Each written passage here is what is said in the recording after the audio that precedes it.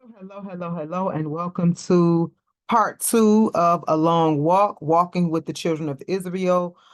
This is week three, I believe, because um we did a like an overview first. So the first week we did part one of preparation and we did an overview, and then we did preparation where we dug into the scriptures and actually read the scriptures and talked about them and discussed some points.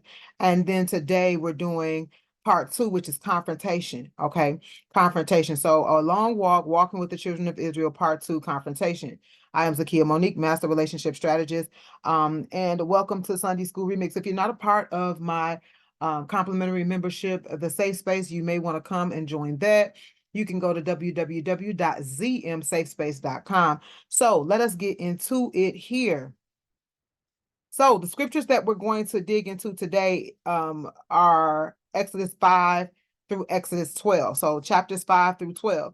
Now, you'll see some of the things that are referenced in 5 through 12 also in Deuteronomy 28 when they're talking about the curses and the different plagues that he's sending. You'll see those plagues referenced in 28 in Deuteronomy 28.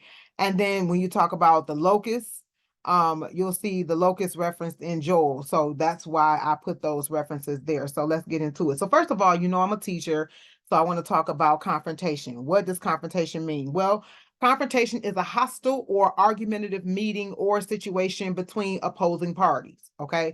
It's the clashing of forces or ideas. It also means conflict, clash, fight, battle, contest, or contest. Some people say it either way. It can be both of them. It can be a contest, as in like a battle, or it can be contest, as in I object. And then encounter or an incident. So this is what we're talking about when we say confrontation, because that's what today's theme is. It's all about confrontation. And we're going to see so many confrontations throughout chapters 5 through 12, right? It's going to be a whole bunch of going back and forth. Go tell them this, go tell them that. And we're going to see how that pans out. So let's look at some of the confrontations, okay? Here are all of the confrontations that we see from chapters 5 through 12.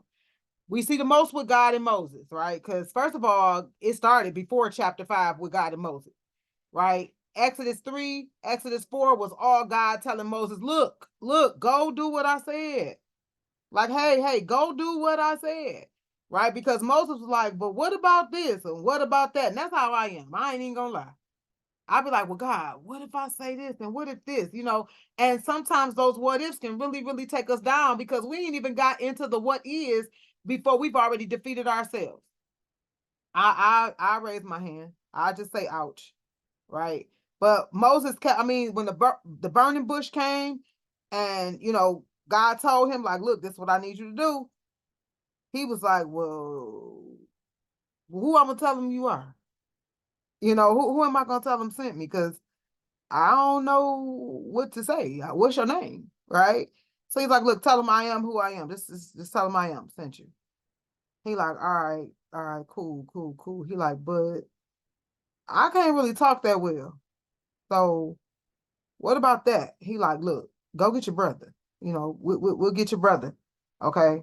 He like, well, what if they don't believe me? Like, so many of us do the same stuff to God. God tell us to do something, and we're like, well, what about this, God? Well, what about that, God? Not realizing that God pays for what he orders, right? I have to remind myself of this.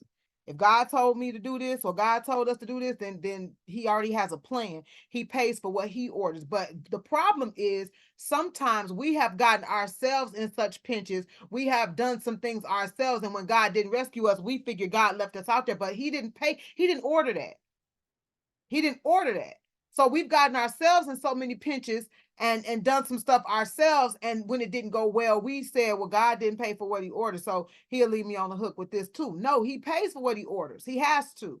God is a God of order. He's not a God of confusion. He's not the author of confusion. He's not going to send us out here to do a thing and then turn around and not make sure we are sustained, right? But the problem is we have to make sure it is him who sent us, right? And we're not doing it ourselves. But even in something that he sent us in, we also have to be mindful that we may get out here, and I can speak for myself. God called me, I'll share my own story. God called me in 2014, end of 2014, top of 2015, I'll say. And told me to go live. And I was like, you mean live like hit the button live? Because I didn't want to go live. I didn't want to go live. Believe it or not, people think I have an outgoing personality because of what I do, but I don't. I'm very much an introvert. I'm very much shy, right? I only talk and all of that because that's a part of my gift. That's a part of the gift that God gave me. But if you see me outside of operating in the gift, I'm very much closed off. I'm very much, introverted. I'm very much to myself.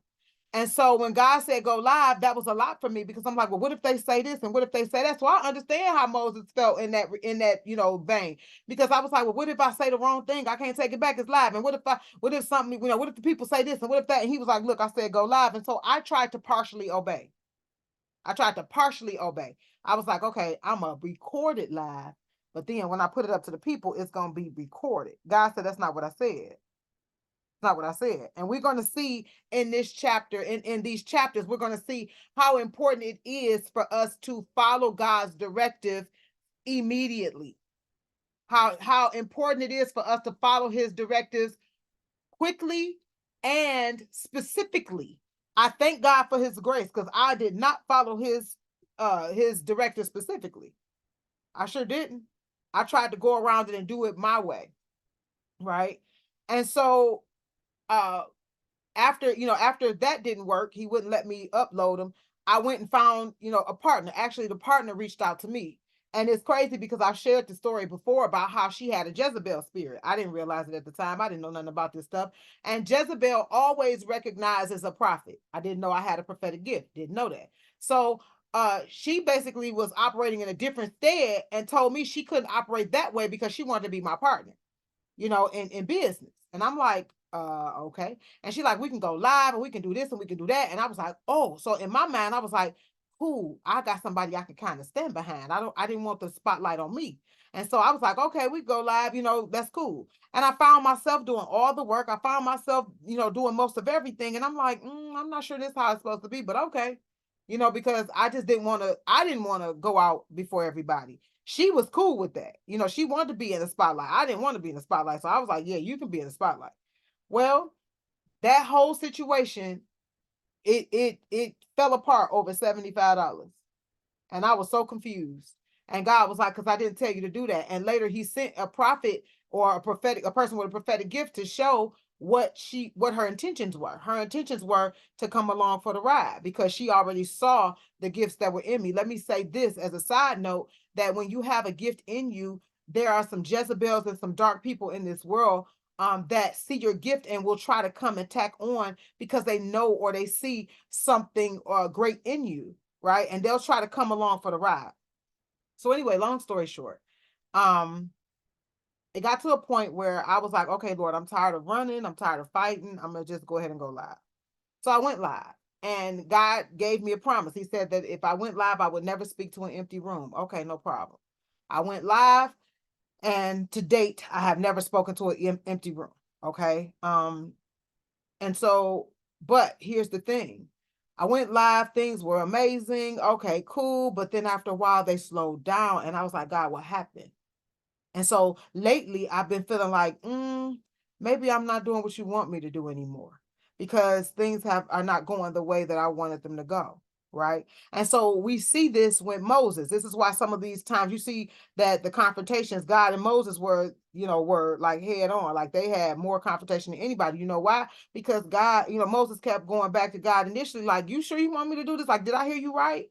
Because he's not letting them go. Like, you're God, and I thought that I was just going to go to him. Like, I heard what you said. I heard you say that you was going to harden his heart. But I thought when I went to him and I did these miracle signs and wonders and all this stuff, I thought he was going to let the people go and we was going to be okay, done, bye.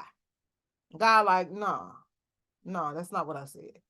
So if you notice that when we're in chapter 5, when God told him to go and tell Pharaoh to let the people go, it got worse for the people. It got worse for the people. So when I'm out here, I'm on Facebook, I'm on TikTok, and I'm not arguing with people, but people are arguing with me. I'm like, God, is this what you wanted me to do? Because why they argue? I don't understand. Like, I know the truth hurts before it helps and heals sometimes, but God, like I didn't even do nothing. And people then start attacking your character and start attacking you as a person, and they don't even know you as a person. And I'm like, God, I did not sign up for this drama. Like all I want to do is help people with their relationships, and not even just their intimate relationships. God, I want to help people heal their hearts from, the things that happened in their childhood and childhood trauma and all this type of stuff. I did not sign up to be arguing with nobody on TikTok. And he was like, well, don't argue with them. You ain't got to argue with them. Let them walk in the light when they see it. Okay. Okay. But I thought because God had told me to go and do this thing, I thought it was going to go smooth. And God, like, I didn't tell you that. I didn't tell you it was going to go smooth. And so we see here in Exodus 5 where Moses and Aaron went to Pharaoh and said, hey, let the people go. And Pharaoh was like, who sent you?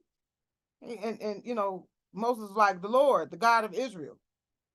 He said, let the people go. And Pharaoh was like, who is the Lord that I should obey his voice and let Israel go? I don't know him.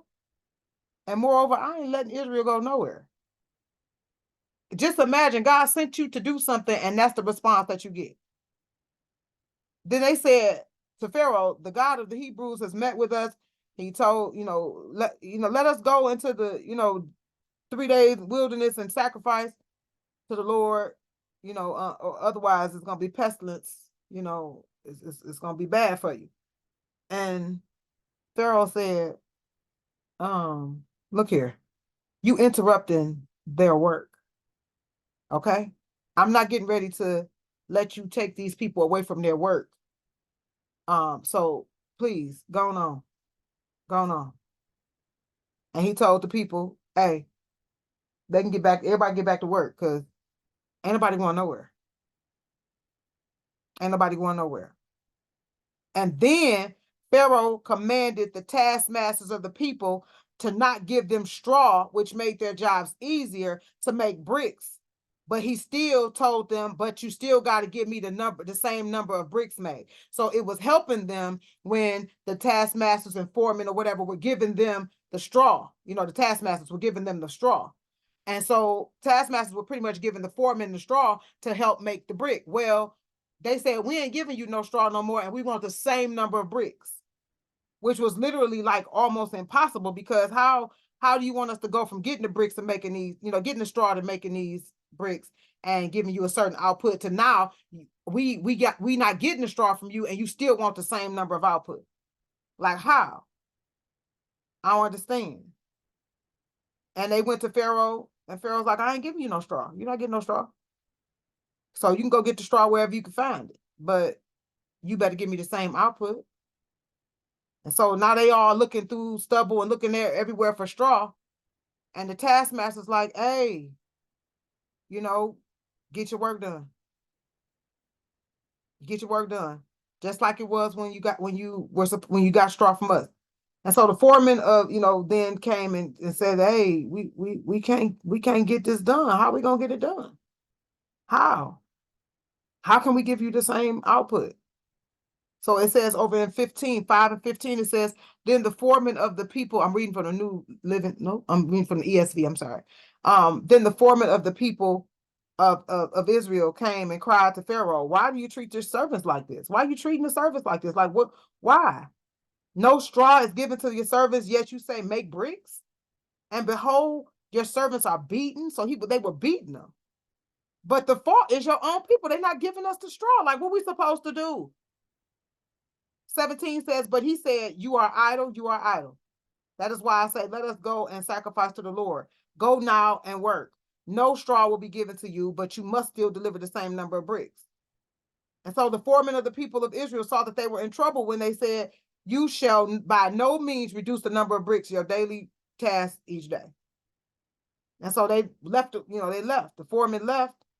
And as they were leaving from pleading with Pharaoh and pleading with, Pharaoh's taskmasters, they crossed paths with Moses and Aaron, who were waiting for them as they came out from Pharaoh.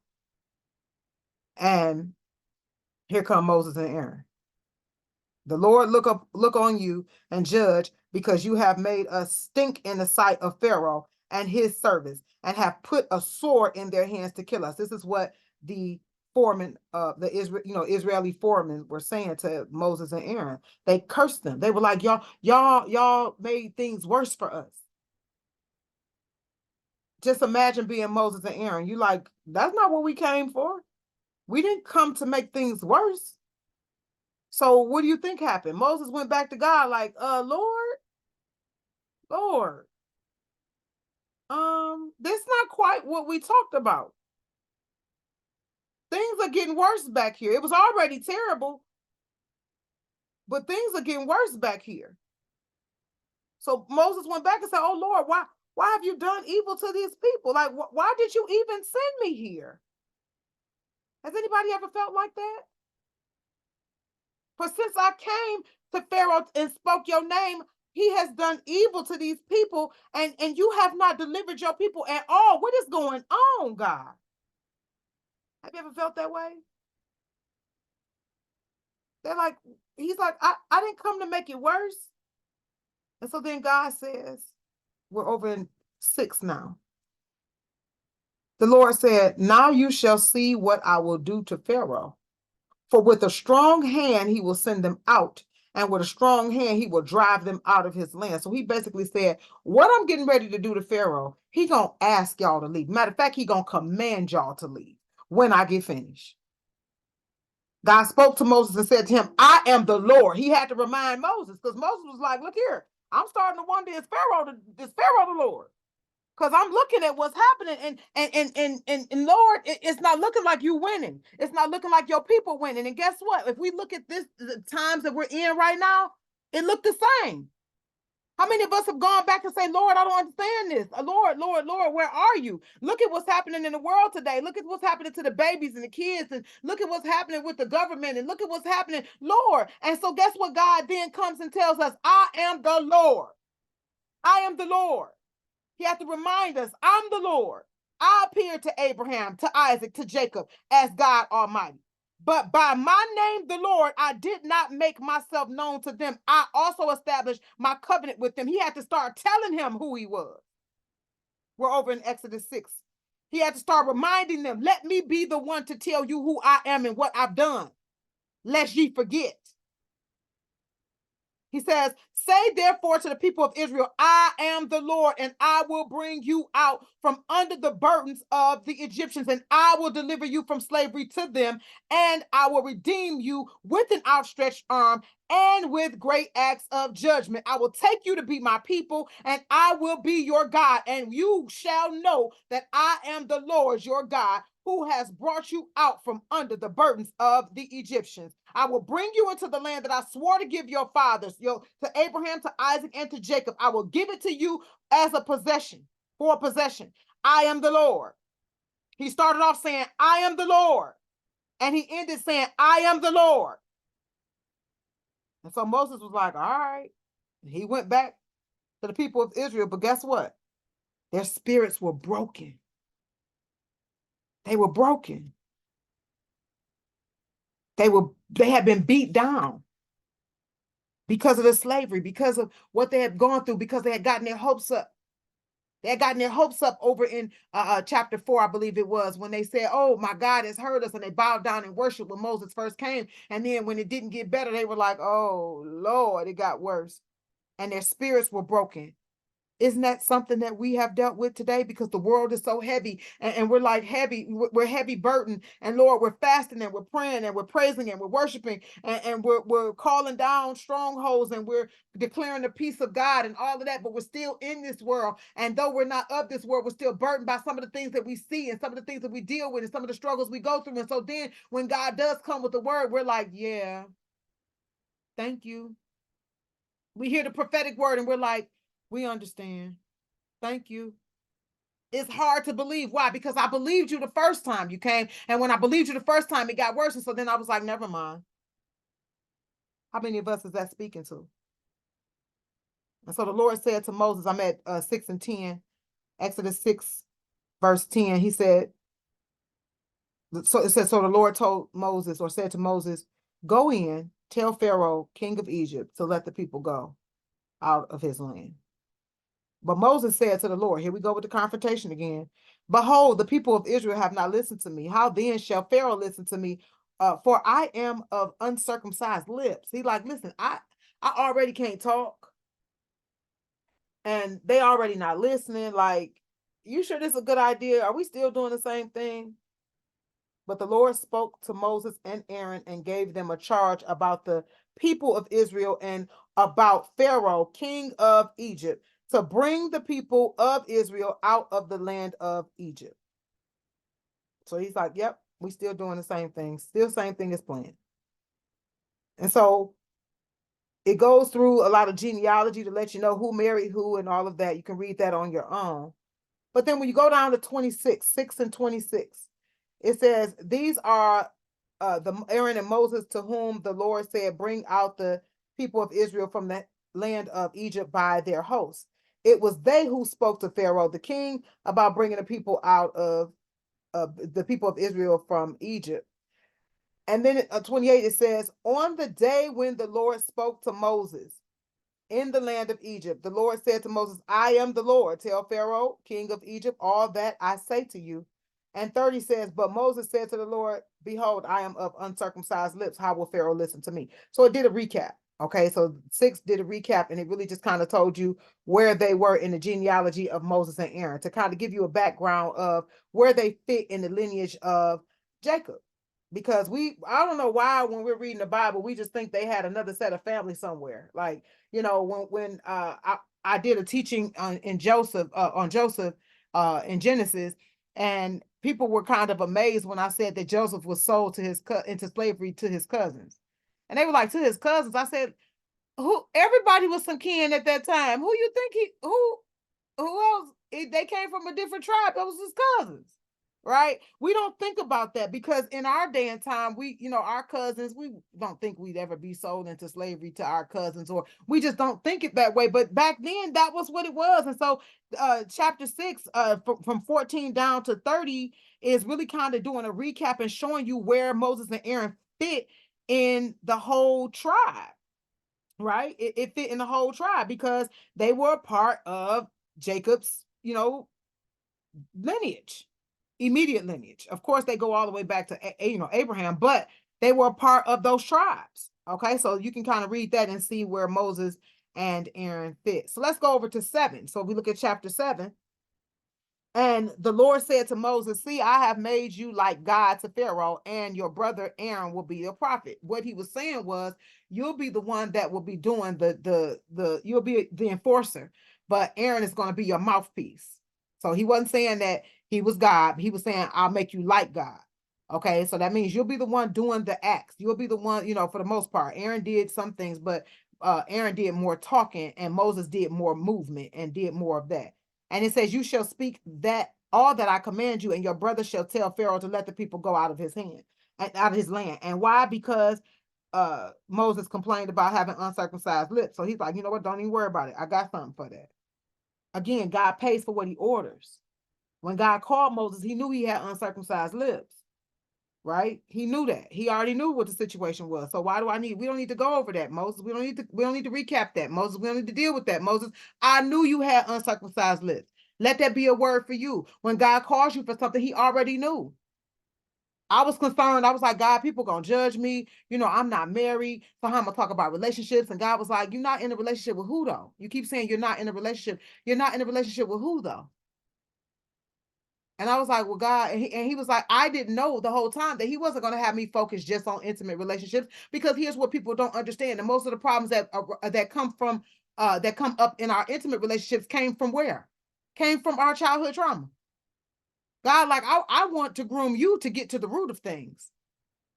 That's how you'll be successful and you'll stand apart, because you're not just going to tell the person how to keep a man. No, no, no. See, the problem is oftentimes you tell them the surface stuff. You tell them how to get a man and keep a man and all of that. But yet then they start having an internal turmoil and war inside of themselves because you're doing all this compromising to keep this man. And then all of a sudden, boom, everything falls apart. Why? Childhood trauma was the issue the whole time for you and him.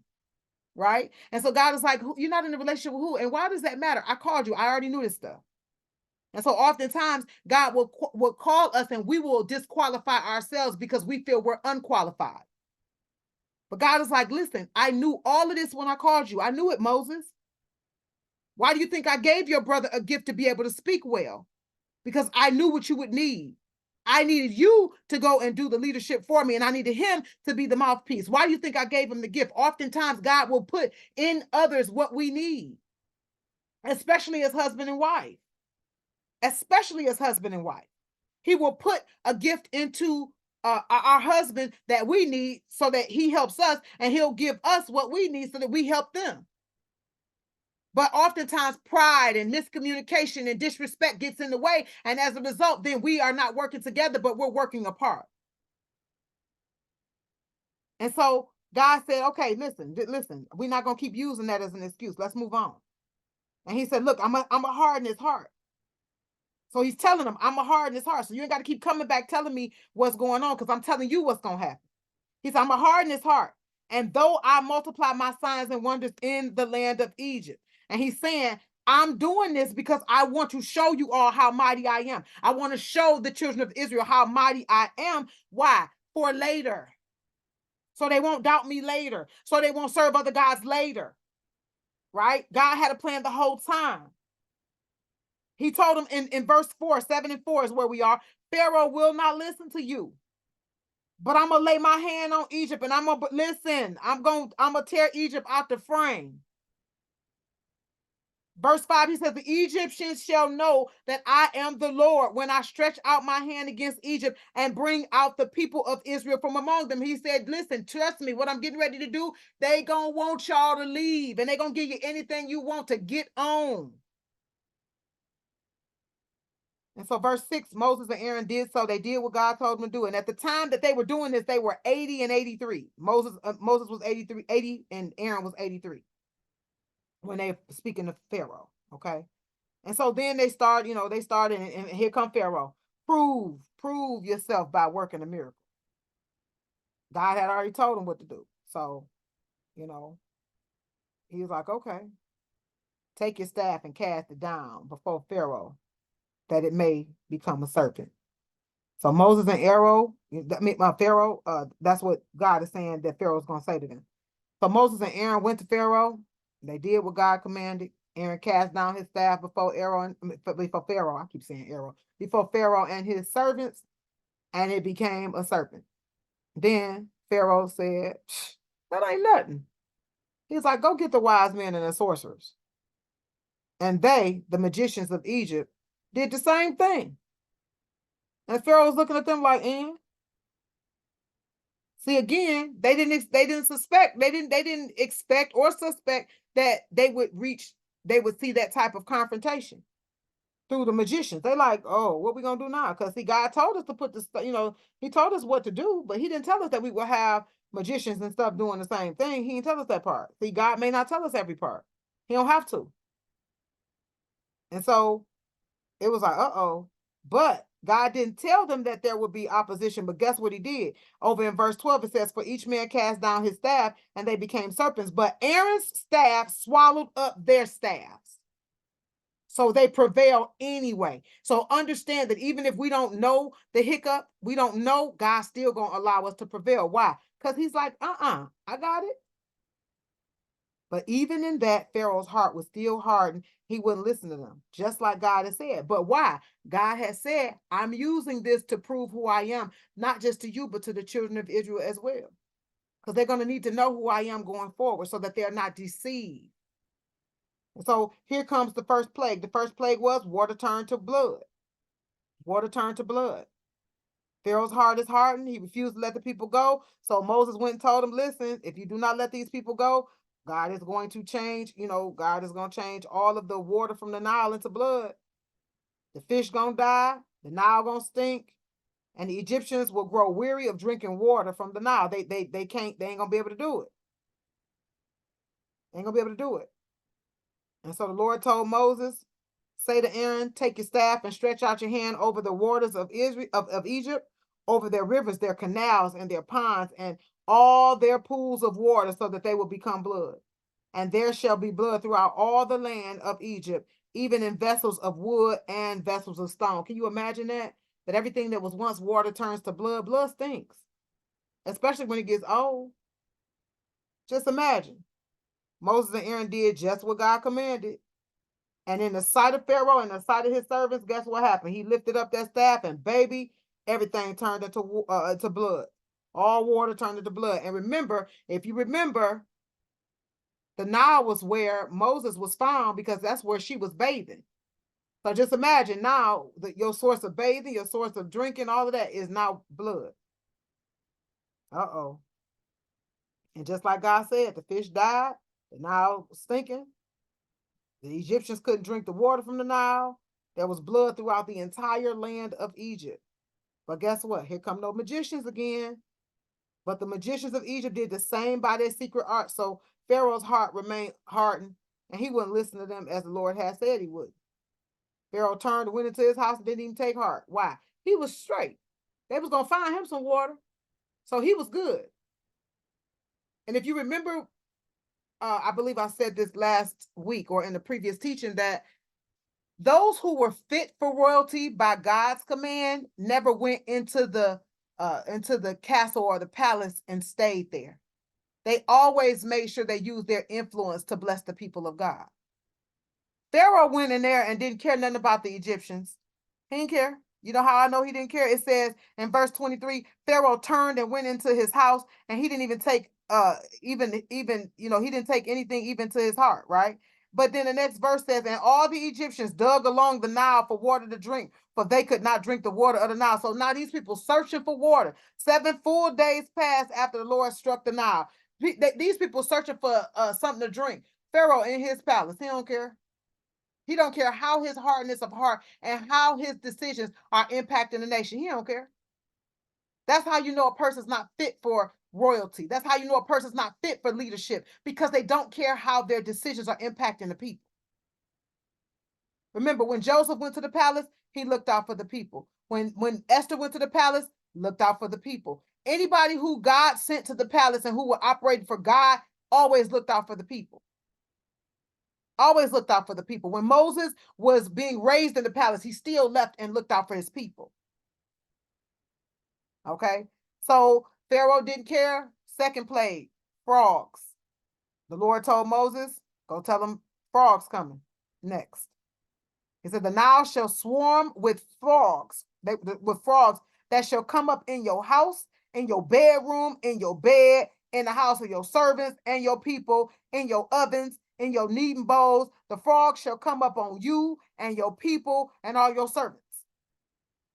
And the Lord said to Moses, tell Aaron, stretch out your hand with your staff over the rivers, over the canals, over the pools, and make frogs come up out of the land of Egypt. Come up out the land. Aaron did it, stretched out his hand over the waters, and the frogs came up and covered the land of Egypt. But guess what? The magicians did the same by their secret arts and made frogs come up on the land of Egypt too. Then Pharaoh called Moses and Aaron and said, plead with the Lord to take away the frogs from me and my people, and I will let the people go to sacrifice. Oh, okay. Oh, okay. And so what happens? Moving on to, we're in 8. I'm sorry. We're in 8, verse 9. Moses said to Pharaoh, be pleased to command me when I am to plead for you and your servants and your people, that the frogs be cut off from you and your house and be left only in the Nile. And he said, tomorrow. Moses said, be it as you say, so that you may know that there is no one like the Lord our God. The frogs shall go away from you and your house and your servants and your people. It's only going to be left in the Nile. Frogs will only be left in the Nile. So Moses and Aaron went out from Pharaoh, and Moses cried to the Lord about the frogs as he had agreed with Pharaoh. And the Lord did according to the word of Moses. The frogs died out in the house and the courtyards and the fields, and they gathered them together in heaps, and the land was smelling bad. Because remember, they just came off the blood situation. Then they got all these frogs that's dead. But guess what? Pharaoh saw that there was a little brief reprieve, and he hardened his heart again and wouldn't listen to him, just like the Lord had said. So we're at the point now where Pharaoh's not listening. All right, third plague, gnats.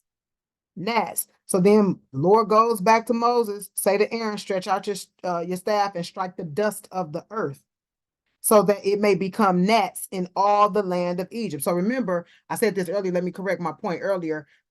Aaron is doing the stretching out of the staff. Okay. I think I said it backwards earlier. Aaron is doing the stretching out of the staff. And this is when, remember, God said that Moses was going to act as God. So when he's getting the directives from God, he's going to tell Aaron, do this, and this is going to happen. And then Aaron is doing it. So that's what's happening. I want to make sure I correct that point. And so then the Lord said to Moses, stretch out the staff and strike the dust of the earth so that it may become gnats in all the land of Egypt. And they did so. And Aaron stretched out his hand. Boom. All the dust became gnats on man and beast. All the dust in the land of Egypt became gnats. The magicians tried by their secret arts to produce gnats, but they could not. So there were gnats on man and beast, like man and beast. Then the magician said to Pharaoh, this is the finger of God. But Pharaoh's heart was still hard, and he wouldn't listen to them either. So you see all of the confrontations that's happening. You got the magicians going to Pharaoh. You got Moses going to the magician. Moses against the magician, or Moses and Aaron against the magicians. Moses then went to the Israelites. The Israelites don't want to hear it because now they just like you cause us to be in worse trouble than we are. Pharaoh with the foreman, Moses with Pharaoh, God and Moses, Moses and God. I mean, it's just so much going on, so many confrontations. Why? Because he won't let the people go. He won't let the people go, right? All right, so at this point, the magicians then went to Pharaoh. They like, this is God here. Pharaoh was like, I don't care. Heart still hardened. He wouldn't listen to them. All right. So the fourth plague, flies. So Lord goes back to Moses again. Look, rise up early in the morning and present yourself to Pharaoh as he goes out to the water, and say to him, thus says the Lord, let my people go that they may serve me. Or else, if you do not let them go, I'm going to send a swarm of flies on you and your servants and your people into your houses, and the houses of the Egyptians shall be filled with swarms of flies, and also the ground on which they stand. But on that day, I will set apart the land of Goshen, where my people dwell, so that no flies will be there, that you may know that I am the Lord in the midst of the earth. Thus I will put division between my people and your people. Tomorrow this sign will happen. And the Lord did just that. Here comes the swarm of flies into the house of Pharaoh, his servants, and throughout the entire land of Egypt, except for Goshen. Goshen was not touched with flies. So then Pharaoh not calling Moses and Aaron. He like, go sacrifice to your Lord within the land. Just go ahead. But Moses said, it would not be right to do so, for the offerings we shall sacrifice to the Lord our God are an abomination to the Egyptians. If we sacrifice offerings abominable to the Egyptians before their eyes, they're going to try to stone us, aren't they? So we must go 3 days' journey into the wilderness and sacrifice to the Lord our God the way he tells us to do it. So Pharaoh said, I will let you go sacrifice to the Lord your God in the wilderness, only you must not go very far. Plead for me. Notice Pharaoh keep getting his little piece in there. Plead for me, pray for me. Then Moses said, behold, I am going out from you, and I will plead with the Lord that the swarm of flies may depart from Pharaoh, from his servants and his people tomorrow. Only let not Pharaoh cheat again by not letting the people go. But God already told him that he wasn't going to let them go. So Moses went out from Pharaoh and prayed to the Lord, and the Lord did as Moses asked and removed the swarms of flies from Pharaoh, from his servants and the people. Not one fly remained, but Pharaoh did what? He hardened his heart again and did not let the people go. But God had already told him this is what's going to happen. So moving on to chapter 9. The fifth plague, Egyptian livestock dies. Oh. Then the Lord said to Moses, so now he tell him again, go to Pharaoh, tell him I said, listen, as the God of the Hebrews, let my people go that they may serve me. If you refuse to let them go, I am going to allow a severe plague to fall upon your livestock that are in the field, the horses, the donkeys, the camel, the the herds and the flocks. And remember, this was not only their livestock in terms of eating, but it was also their transportation. Remember, camel, right? Horses, donkeys. But the Lord says, but I will make a distinction between the livestock of Israel and the livestock of Egypt, so that nothing of all that belongs to the to the Israel people shall die. And the Lord set a time saying, tomorrow I'm gonna do this thing in the land.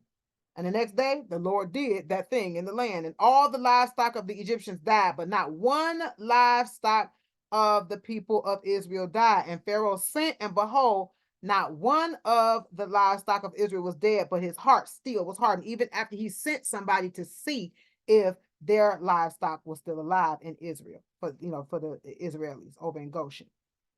But he still was like, I ain't letting them go. Still. Okay. Sixth plague, boils.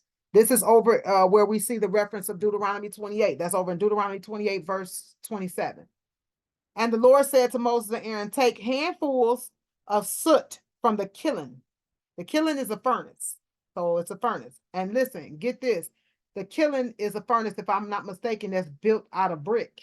So God has a way of doing things. The very kilns that the brick that you whip those people about, I'm going to use that against you. And so he said, take handfuls of soot from the kiln, which is like a brick furnace, like a brick oven, and let Moses throw it in the air in the sight of Pharaoh, and it's going to become a fine dust over the land and become boils. It's going to break out in sores on man and beast throughout all the land of Egypt. So they took the soot from the kiln and stood before Pharaoh, and Moses threw it in the air, and it became boils, breaking out in sores on man and beast. And the magicians couldn't stand before Moses. They couldn't even try to mimic it. Why? Because they were filled with boils too. But the Lord hardened the heart of Pharaoh, and he still didn't listen. Why? Because God is still trying to prove himself. And why does he go to this extent? Because of look at who he's trying to prove himself to. The children of Israel at this point has shut themselves down after one time with Moses. They're like, nope, don't come over here with that. Nope, don't come over here with that. Because you already told us that God was going to rescue us, and he didn't. So they shut down. So God is constantly trying to prove himself. Why? Because he knows they're getting ready to go on a journey where they're going to need to believe him, and they're going to need to turn away from other gods and all of that. So he's trying to prove himself. So the seventh plague comes, and it's hail. Then the Lord said to Moses, rise up early in the morning and present yourself to Pharaoh and say to him, thus says the Lord, the God of the Hebrews, let the people go so that they can serve him. But this time, if you don't, he's going to send a plague on you, your servants, your people, so that you will know that there's none like it in all the earth. For by now, he could have put his hand and struck you. But listen, look, he done raised you up. He done showed you his power so that his name will be proclaimed in all of the earth. You come on. By this time tomorrow, if you don't let them people go, God is going to cause a heavy hail to fall, such that has never been seen in Egypt from the day it was founded until now. Now, if therefore sin, get your livestock and all that you have in the field into safe shelter, for every man, beast, all of them will die if the hail falls on them. So if you don't change, it's going to kill your people. It's going to kill the livestock. It's going to kill everything that's out in the field. So if you don't plan on changing your heart, you might want to get your people in. So it says, then whoever feared the Lord, the word of the Lord among the servants of Pharaoh, hurried and got their slaves and they livestock in the house. Come on in the house. It's going to hail. But whoever didn't pay attention, what happened? They left their slaves and the livestock in the field, and guess what happened? That hail came on down. Moses stretched out the staff before heaven. Remember, I told you they were alternating. So sometimes Aaron did the stretching, sometimes Moses did. But I didn't want it to seem as if Moses did all of it. So that's why I corrected my point. But then Moses stretched out his staff toward heaven, and the Lord sent thunder and hail, and fire ran down to the earth, and the Lord rained hail upon the land of Egypt. There was hail and fire flashing continually in the midst of the hail, very heavy hail, such as had never been seen or witnessed in the land of Egypt since it became a nation. The hail struck down everything in the field, man and beast, everything in the field. Broke every tree in the field. Only in the land of Goshen, where the people of Israel were, was there no hail. Then Pharaoh sent and called Moses and Aaron again. Here we go. This time I have sinned. The Lord is in the right, and I and my people are in the wrong. Plead with the Lord, for there has been enough thunder and hail. I'll let you go, and you shall stay no longer. Moses said to him, as soon as I have gone out of the city, I will stretch my hand to the Lord. The thunder will cease, and there'll be no more hail, so that you will know that the earth is the Lord's. But as for you and your servants, I know that you don't fear God. You don't fear God. So at this point, Moses is even over it. Okay, he like, I already know you don't fear God. You're not finna trick me again. You're not finna trick me again. And so Moses went out to the city, stretched his hand to the Lord. The thunder and the hail ceased. Rain no longer poured upon the earth. But when Pharaoh saw that the rain and the hail and the thunder had ceased, he sinned yet again and hardened his heart, he and his servants. So the heart of Pharaoh was hardened. He did not let the people go, just as the Lord had told Moses he wouldn't. So moving on to Exodus 10, here we are with the 8th plague, which is locusts. This is where you'll see locusts mentioned again in Joel chapter 1, verses 2 through 4, and then you'll see where God is restoring what the locusts had eaten over in the very popular Joel 2 and 25. Well, the Lord goes back to Moses again, go in to Pharaoh, for I've hardened his heart, and I hardened his heart of his servants too, that they might show these signs of mine among them, and that you may tell in the hearing of your son and your grandson how I have dealt harshly with the Egyptians, and what signs I have done among them, that you may know that I'm the Lord. So he's saying, this is why I'm hardening his heart. He's letting Moses know. This is why, right? I want you to be able to tell your grandchildren. I want you to be able to tell your children and grandchildren, hey, this is what the Lord did, right? This is what the Lord has done. So it says Moses and Moses and Aaron went into Pharaoh and said to him, thus says the Lord, the God of the Hebrews, how long will you refuse to humble yourself before me? Let my people go, that they may serve me. For if you refuse, by tomorrow I will bring locusts into your country, and they shall cover the face of the land so that no one can see the land. And they shall eat what is left to you after the hail. So the hail done already wiped out much of it, and they gonna come and eat everything else. And it says, and they shall eat every tree of yours that grows in the field, and they shall fill your houses and the houses of your servants and all the Egyptians, as neither your fathers nor your grandfathers have ever seen from the day that they came on the earth to this day. Then he turned and went out from Pharaoh. And Pharaoh's servants said, listen. How long shall this man be a snare to us? Let the men go, that they shall serve the Lord their God. Do you not understand that Egypt is ruined because of your hardened heart? So now we see the confrontation between Pharaoh and his officials. His officials are now over it. They're like, we tired of going through this because of your hardened heart. Now, of course, they don't know that God is hardening his heart. Okay, God is doing this, but still, they like, look, enough is enough. Ain't nothing left to tackle. Like, what do you want? What do you want? So Moses and Aaron were brought back to Pharaoh, and he said, go serve the Lord your God. But who are you trying to take? Which ones are you trying to take? And Moses said, we will go with our young and our old. We will go with our sons and daughters, and with our flocks and herds, for we must hold a feast to the Lord. But he said to them, the Lord be with you, if ever I let you and your little ones go. Look, you have some evil purpose in mind. So Pharaoh like, they ain't going nowhere. He said, no, go the men among you and serve the Lord, for that is what you are asking. And they were driven out from Pharaoh's presence. So he wouldn't agree to what they asked. Once again, heart still hardened to what they're asking.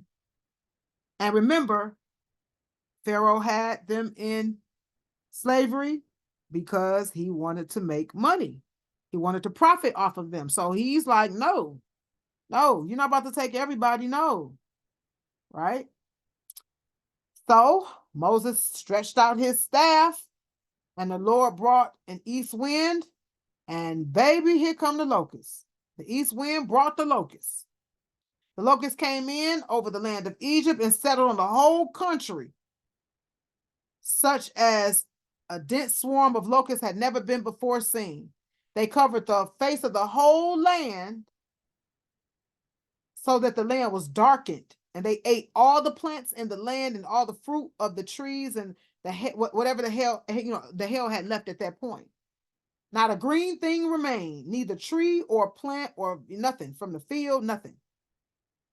Pharaoh hastily called Moses and Aaron. He says, I've sinned against the Lord your God and against you too. Now therefore forgive my sin, please, only this once, and plead with the Lord to remove this death, please. So he went out from Pharaoh and pleaded with the Lord, and the Lord turned the wind into a very, very strong west wind, which lifted the locusts and drove them into the Red Sea. Not a single locust was left in the country of Egypt.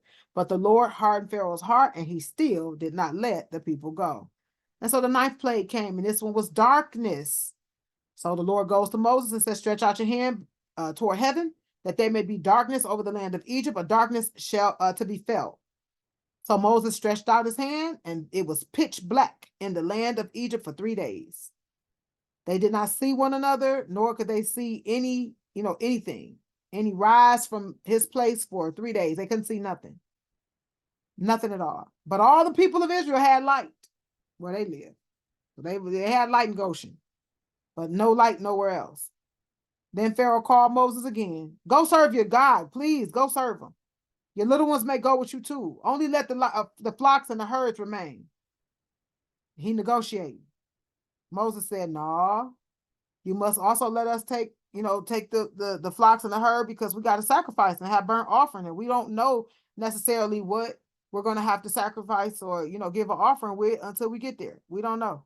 We don't know what we must serve the Lord with until we get there. So no, we can't agree to that.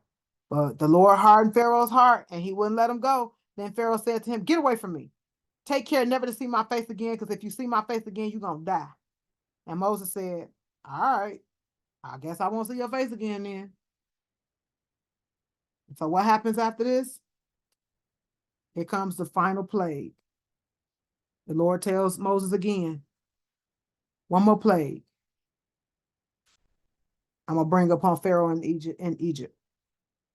Afterward, he will let you go from here. When he lets you go, he will drive you away completely. Speak now in the hearing of the people, that they ask every man of his neighbor and every woman of her neighbor for silver and gold jewelry. And the Lord gave the people favor in the sight of the Egyptians. So at this point, they're favored in the sight of the Egyptians. Isn't that amazing how at one time they were, slaves and taskmasters and all this stuff was going on, but now they're favored in the sight. God can give you favor in the sight of the enemies that once cursed you. He will give us favor in the sight, and he will make the enemies, the very enemies that profited off of us, the very enemies that tore us down, the very enemies that defamed our character. He will make them bless us. And so it says, the Lord gave the people favor in the sight of the Egyptians. Moreover, the man Moses was very great in the land of Egypt, in the sight of Pharaoh's servants and in the sight of the people.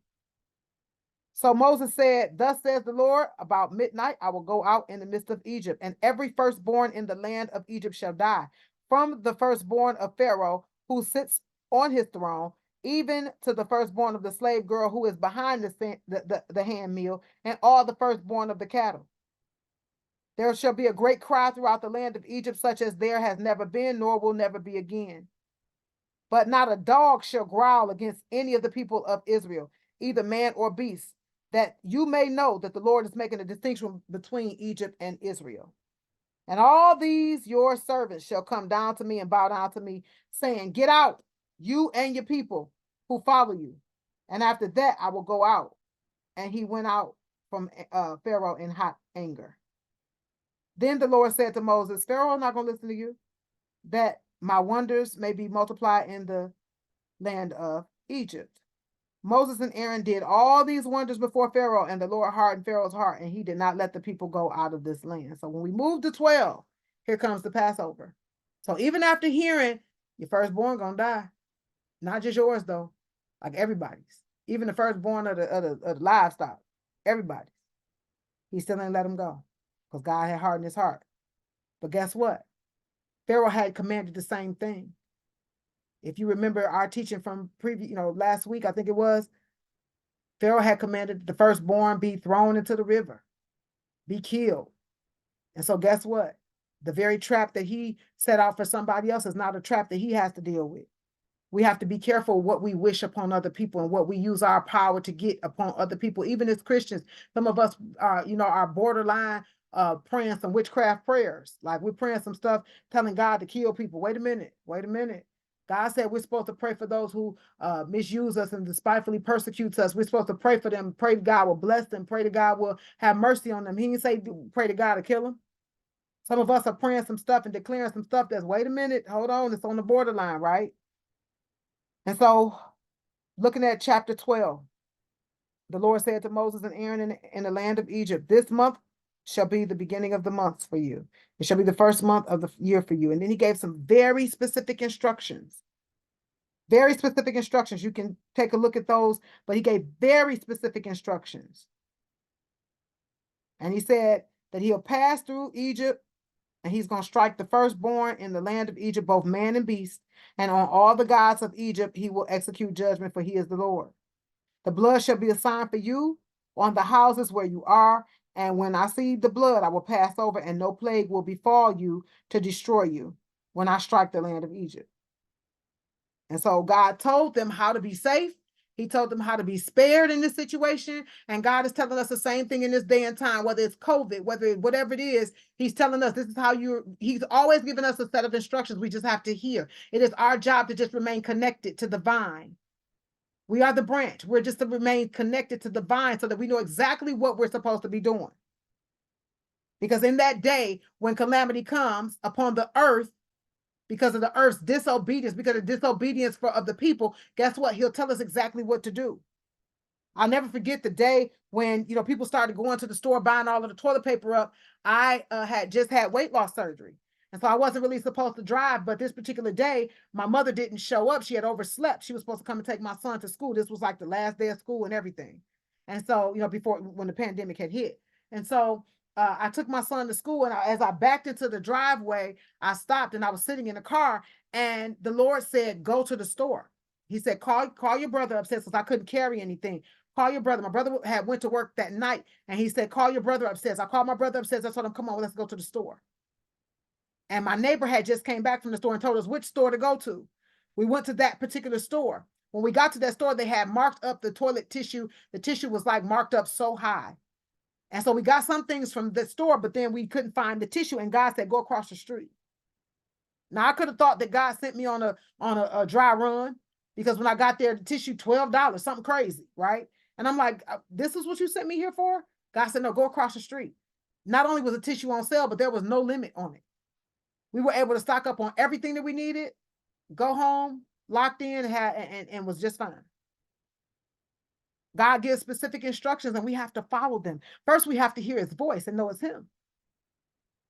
And then we have to follow his specific instructions, because here's the thing. If they had not, literally, he's telling no leavened bread, no yeast, no this, no that. He's telling specifically, if you read it specifically, he's telling what to do. And when we get down to 29, it talks about the death of the firstborn as the 10th plague. At midnight, the Lord struck down all the firstborn in the land of Egypt, from the firstborn of Pharaoh, who sat on his throne, to the firstborn of the livestock. And Pharaoh rose up in the night, he and all his servants and all the Egyptians, and there was a great cry in Egypt, for there was not a house where someone had not died. Then he summoned Moses and Aaron by night. That night, he ain't wait till day. He said, get up and go, go, go, go. Take your flocks, take your herds, go. But he didn't forget this part. He said, and bless me also. Pharaoh wasn't crazy. He said, and bless me also. And so if we go down to 33, we're in 12 and 33, Exodus 12 and 33. The Egyptians were urgent with the people to send them out of the land in haste, for they said, they're like, look, if we don't get them out of here, they're going to kill us all. So they told the people, the Egyptians themselves told the people, they told the Israelites, get up and leave. We don't want y'all here. So the people, the Israelites took their dough before it was leavened, their kneading bowls, their cloaks. The people of Israel had also done what Moses told them. They asked the Egyptians for silver and gold jewelry and for some clothes. Remember, God told them to have them ask. because at that point they was going to give them anything they asked for. And the Lord had given the people favor in the sight of the Egyptians so that they let them have whatever they wanted. Doesn't that sound like wealth transfer? Thus they plundered the Egyptians.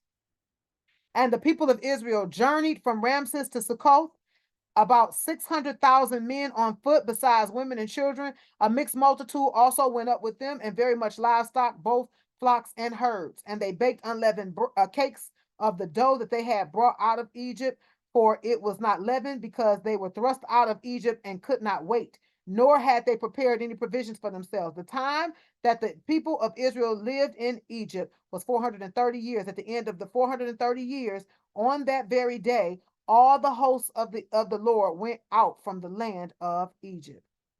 It was a night of watching by the Lord to bring them out of the land of Egypt. So this same night is a night of watching kept by the Lord by all the people of Israel throughout their generation. So they just keep with the same things. And then it talks about the institution of Passover. But I wanted you just to see all of the different confrontations that happen in this portion.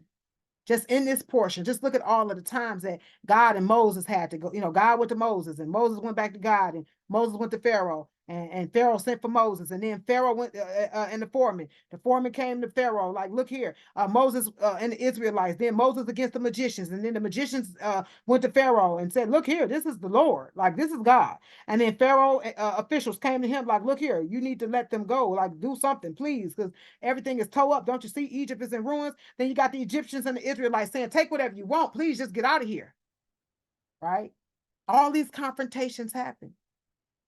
But as we go further along, it's like the Israelites will forget that all this happened. They'll forget. Okay, so here are all the plagues that Pharaoh went through. The plague of blood, the plague of frogs, the plague of gnats, the plague of flies, the plague against livestock. This was deadly, like their livestock died. Nobody had livestock left except those that were in Goshen. Festering boils, hail, locusts, darkness, and then Egypt's firstborn. Okay. So I want to just mention a few points before we close. First and foremost, God is strategic and always has a plan. God is strategic and always has a plan. He knew when, if you pay attention over in, I think, chapter 12, he says that was the last plague. He already knew what the plan was. Even though Moses may not have known, nobody else knew. He knew that he was going to send 10 plagues. He knew when the plagues would be over. God always has a plan, and he's very strategic. He went through all of this to show the children of Israel who he was, so that they would know they didn't need anybody else. They didn't need another. They didn't need a king. They didn't need nothing else but God. He has proven himself, because he knew that where he was taking the children of Israel, they were going to need to know that. So God is strategic in our lives as well, and he always has a plan. And we may not always see the hand of God at work in our situation, and that's hard. Okay, I'll be the first one to tell you it's hard. It's hard to not know, you're not sure, and it's the unknown. It's very hard. We may not always see the hand of God at work in our situation, because remember, the children of Israel shut down. The Israelites shut down after they got disappointed. So I didn't see anything that said that Moses went back to the Israelites and told them, God said he gonna rescue y'all, he gonna do this, he gonna do that. Nope. After he did that one time, and they felt like they were failed, and it got worse for them, they shut down, like, don't come tell us nothing else. They didn't see what God was doing. They didn't see the plan of God. They didn't know the plan of God. Moses didn't even know the plan of God. God kept giving it to him bit by bit. Okay, here come the next plague. Okay, here go the next plague. He didn't say, I got 10 plagues, I'm gonna take them through. He didn't tell him the whole story. He gave it to him bit by bit. And sometimes he does that to us too, because we just got to trust him. And that can be hard when you've dealt with childhood trauma, and because we often equate God to our parents and to people who have hurt us. And so it's not easy. But even if we don't see his hand at work, just know that he's working it out for our good. As long as it says all things work together for the good of those who are called, who love God and are called according to his purpose. Why does it say who love God? Because if we love him, we'll keep his commandments. So what it's really saying is all things work together for the good of those who are obedient and who are called according to his purpose. Because if we love him, we'll keep his commandments. And if we keep his commandments, we are called obedient. So as long as we're doing what God has told us to do, we have to know that his hand is at work in our situation. Also, God was using this situation to prepare the Israelites for the future. We're going to see that in weeks to come as we're, going through this lesson, because there were some things that he did. He was trying to show them, I am God. You don't need no other one. Don't worry about it. And we'll see how that didn't work, but God certainly showed them.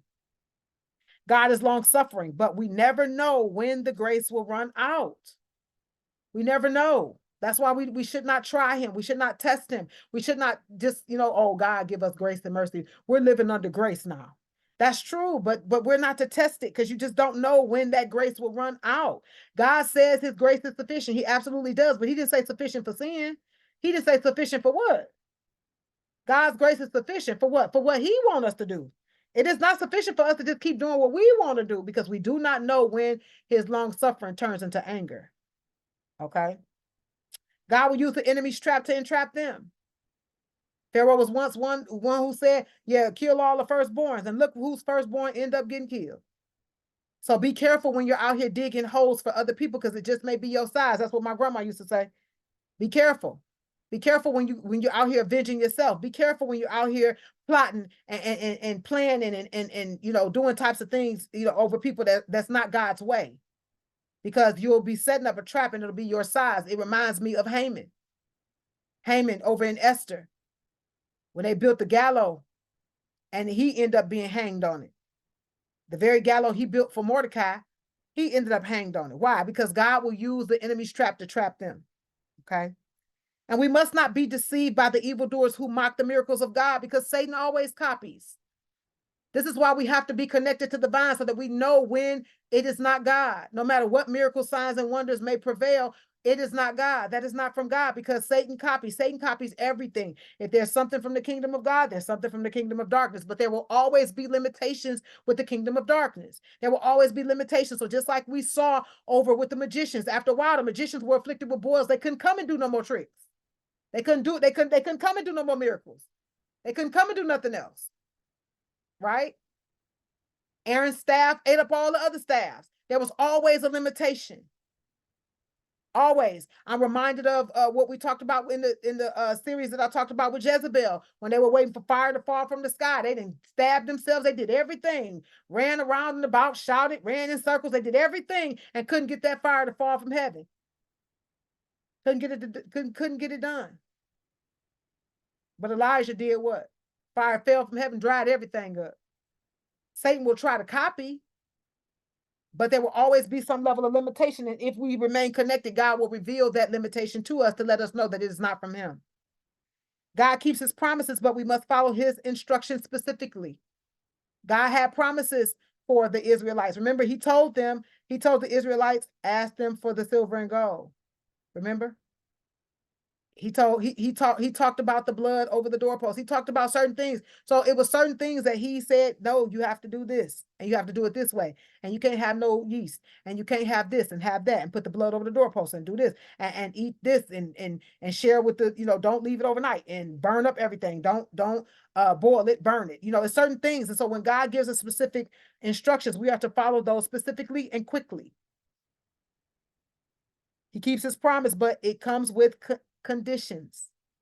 Comes with conditions, and people don't like to hear that, but he says, if my people which are called by my name shall humble themselves, pray, seek my face, and turn from their wicked ways, then if you confess your sins, then okay, I'm faithful and just to forgive you and cleanse you of all unrighteousness. So his promises come with conditions. We must be obedient.